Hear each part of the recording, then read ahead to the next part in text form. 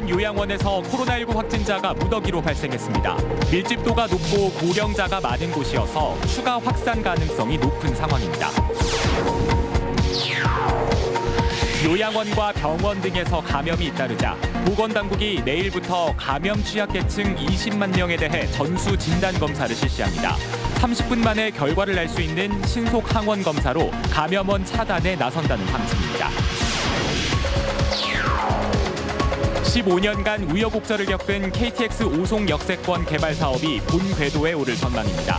환지 개발 방식으로 진행해 오는 2023년 준공을 마칠 예정입니다. 청주의 조정 대상 지역 해제가 무산되며 내년 상반기까지는 규제가 이어질 전망입니다. 거래 위축과 집값 양극화에 대한 우려가 커질 걸로 보입니다.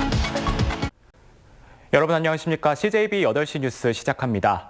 청주의 한 요양원에서 코로나 확진자 9명이 무더기로 발생하면서 도내 확진자 수는 모두 670명으로 늘었습니다.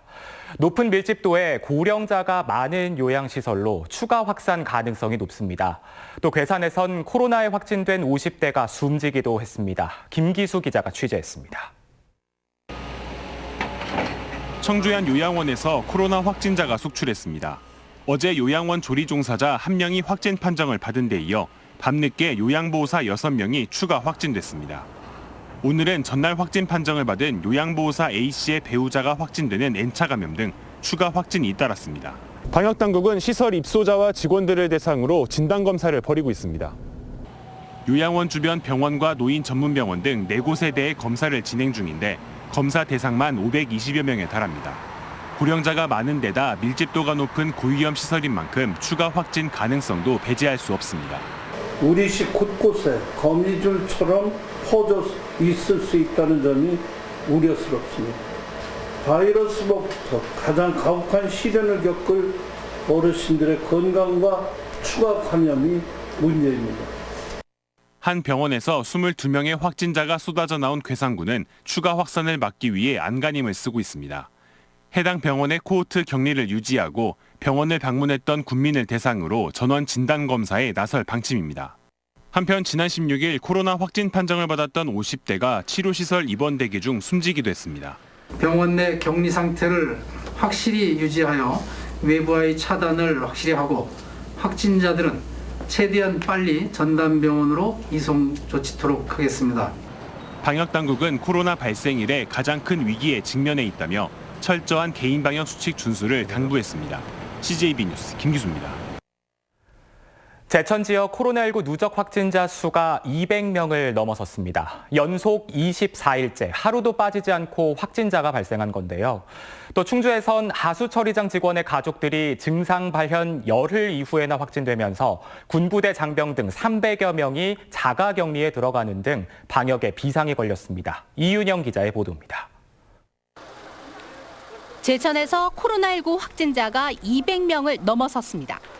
코호트 격리 중인 노인 요양시설과 종합병원에서 10명이 추가 확진됐고 70대 부부가 양성 판정을 받는 등 오늘 하루에만 12명이 확진됐습니다. 이로써 제천에서는 지난달 25일 김장 모임발 4명을 시작으로 24일째 단 하루도 끊임없이 확진자가 나오면서 누적 확진자가 209명을 기록했습니다. 제천시는 더 이상의 확산을 막겠다며 택시와 시내버스 운전자를 비롯해 모든 배달업 종사자들에게도 코로나19 무료 검사를 실시하겠다고 밝혔습니다.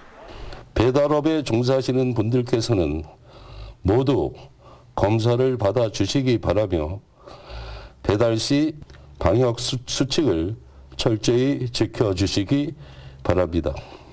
충주에서는 하수처리장 직원이 확진된 데 이어 50대 어머니와 30대 누나가 추가 확진됐습니다. 문제는 증상이 나타난 지 열흘 이상이 지났고 그 사이 동선도 상당하다는 점입니다. 실제로 직원 어머니와 접촉한 50대가 추가 확진됐고 증상 발현 뒤에도 열흘 동안이나 군부대 식당에서 근무한 것으로 나타나 장병 300여 명이 자가격리에 들어갔습니다. 누나하고 어머니 동선이 34개 동선, 그리고 엄마 지인이 8개 동선 또 있는지 지금 이제 저희가 접촉자 분류 작업을 역학조사 끝나고 들어오면은 따라서 또 다른 연쇄 감염의 시작이 될지 이번 주말과 다가오는 크리스마스 연휴가 코로나19 재확산의 고비가 될 전망입니다. CJB 뉴스 이윤영입니다. 이처럼 요양원 등 감염 취약시설 내에서 확진자가 무더기로 발생하자 보건당국이 내일부터 감염 취약계층에 대한 전수 진단 검사를 실시하겠다고 밝혔습니다. 신속 진단 키트를 활용해 잠재적 감염원을 선제적으로 차단하겠다는 건데 이들뿐 아니라 모든 도민들의 적극적인 참여를 당부했습니다. 이태현 기자입니다. 충북도 내 전수검사 대상은 감염에 취약한 업종의 종사자 만여 명을 비롯해 집단 합숙시설 이용자 등 20만 명입니다. 충청북도는 이들을 대상으로 30분 만에 결과를 알 수 있는 신속 항원 검사를 진행한다고 밝혔습니다. 최근 일주일 새 나온 확진자 중 14%는 아직까지 감염 경로를 알 수 없고 증상을 보이지 않은 확진자 비율도 45%에 달하고 있는 만큼 적극적인 검사를 통해 감염원을 선제적으로 차단하겠다는 겁니다. 최대 30분 이내에 검사 결과 확인이 가능한 신속 항원 검사를 처음 도입하여 양성 유무를 빠르게 판단하는 것으로 신속 항원 검사에서 양성으로 분류되면 즉시 PCR 검사를 실시해 선제적으로 확산을 예방하겠습니다. 선별진료소도 확대 운영됩니다. 충청북도는 일반 도민들의 원활한 진단검사 진행을 위해 보건지소와 이동 선별진료소 등 20개소를 추가 운영한다고 밝혔습니다. 보건당국은 현재 선별진료소를 찾을 경우 누구나 무료 진단검사를 받을 수 있다며 도민들의 적극적인 검사 참여를 당부했습니다. CJB 뉴스 이태현입니다. KTX 오송 역세권 개발 사업이 환지 개발 방식으로 결정되면서 새 국면을 맞았습니다. 계획 수립 후 15년 동안 우여곡절을 겪은 끝에 개발이 본 궤도에 오를 전망입니다. 구준회 기자입니다. 개통 10년을 맞은 KTX 오송역은 행정도시 관문역이자 국내 유일의 고속철도 분기역입니다. 그러나 한 해 100만 명 가까이 이용하는 역 주변은 이런 수식어가 무색하게도 허벌판이나 다름없습니다. 국토의 중심, 사통 발달의 교통망을 지역 발전에 활용할 인프라가 전무한 상황입니다. 오송역 일대에 대한 역세권 개발 사업은 지난 15년 동안 제자리 걸음을 면치 못했습니다.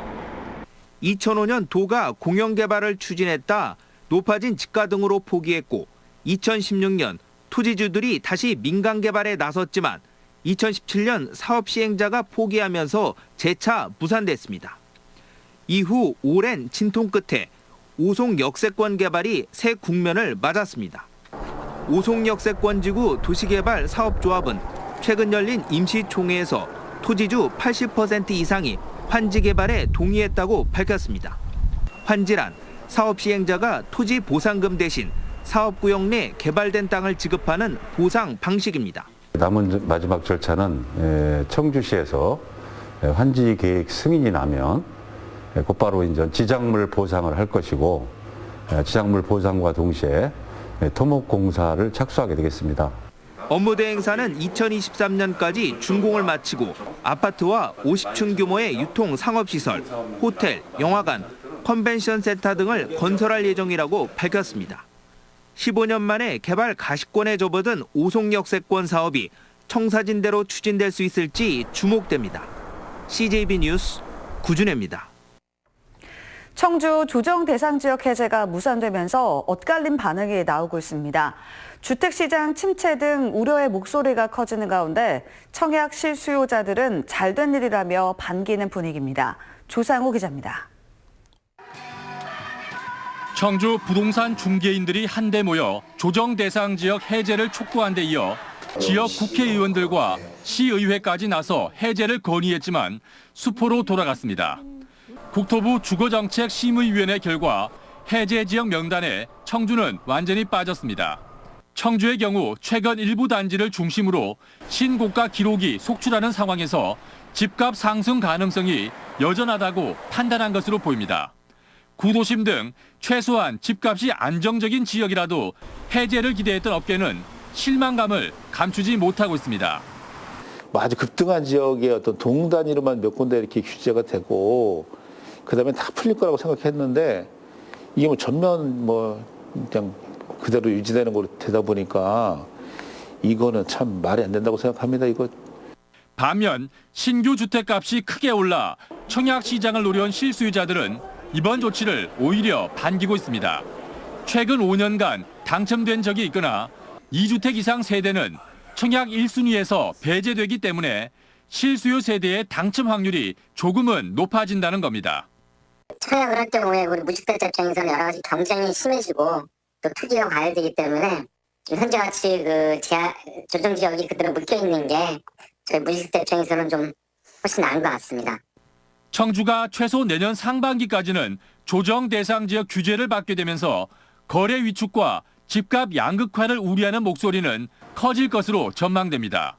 이에 따라 매물 감소로 인한 집값 불안에 대비해 청약 실수요자들을 위한 공급 확대를 유도할 필요성이 커지고 있습니다.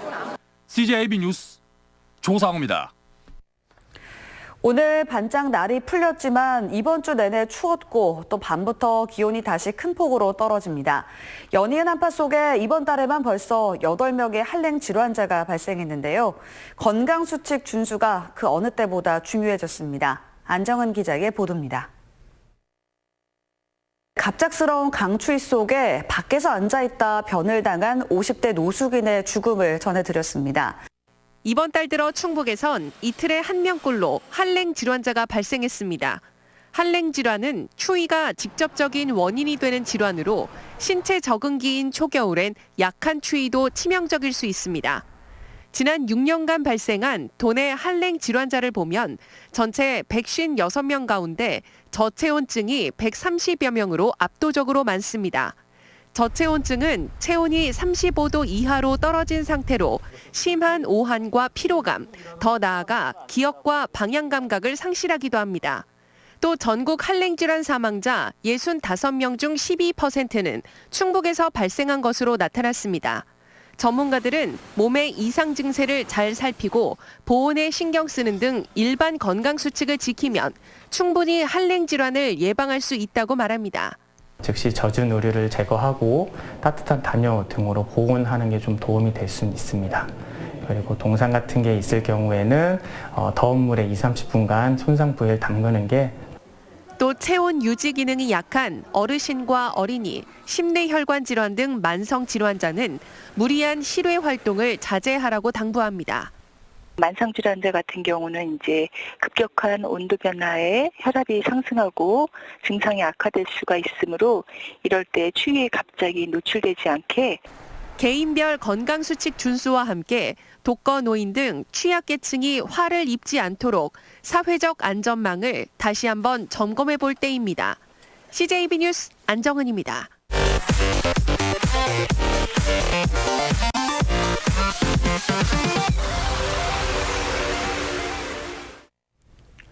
오늘 오전까지 충북 대부분 지역에 눈이 내렸습니다.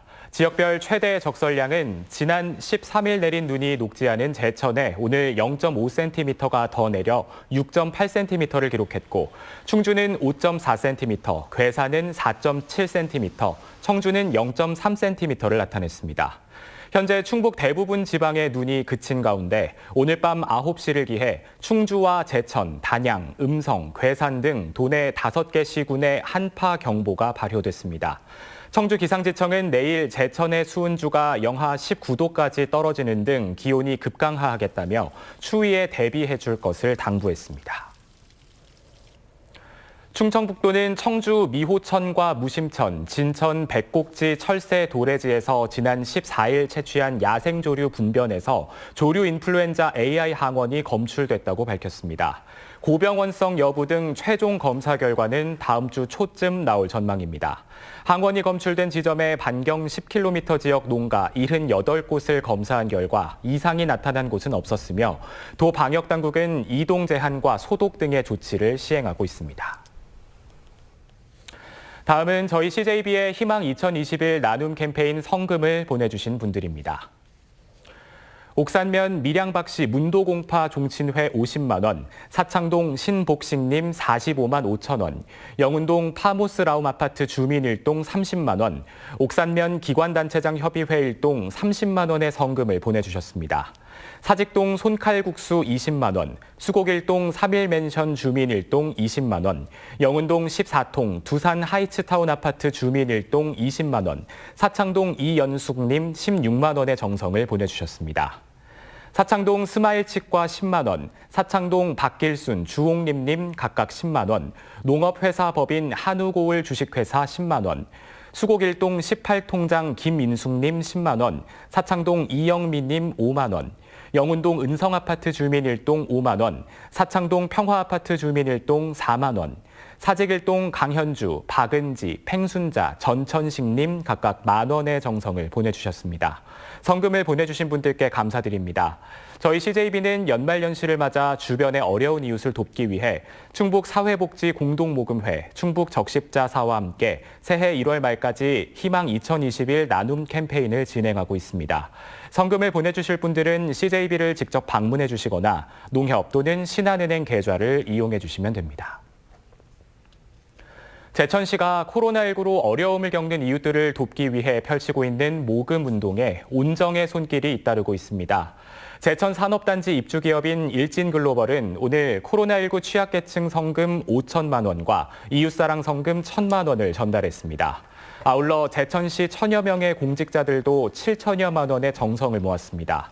한편 이상천 제천시장은 모금운동 첫날 2달치 급여 전액을 기탁했습니다. 제1회 충북장애경제인 대회가 한국장애경제인협회 충북지회 주최로 열렸습니다. 오늘 대회는 장애 기업인들의 활발한 상호교류와 창업 활성화를 통해 지역 경제의 한 축을 담당하는 경제 주체로 자리매김하기 위해 열렸습니다. 충북의 모범 장애 경제인 6명에겐 표창장이 수여됐고 전체 행사 진행은 코로나 방역 상황을 고려해 온라인 송출과 화상회의로 이루어졌습니다. 충북소방본부는 내년 1월 1일자로 조직 개편을 단행합니다. 지난 4월 소방 국가직 전환에 따른 후속 조치로 본부 내 4개 팀을 신설하고 대응 예방과와 구조구급과를 대응 총괄과로 병합합니다. 또 화재와 구조 구급 기능을 통합하는 등의 개편을 통해 중앙 맞춤형 조직 운영과 맞춤형 현장 기능을 강화한다는 방침입니다. 충북도의회 이상욱, 이옥규, 박성원, 최경천 등 의원 4명이 우수의정 대상을 받았습니다. 우수의정 대상은 전국시도의회 의장협의회가 의정활동이 우수한 의원에게 주는 상으로 수상자 4명은 도민 체감형 정책 대안을 마련하는 등 지역 현안 해결에 기여한 공로를 인정받았습니다. 네, 이상으로 CJB 8시 뉴스 마치겠습니다. 시청해주신 여러분 고맙습니다.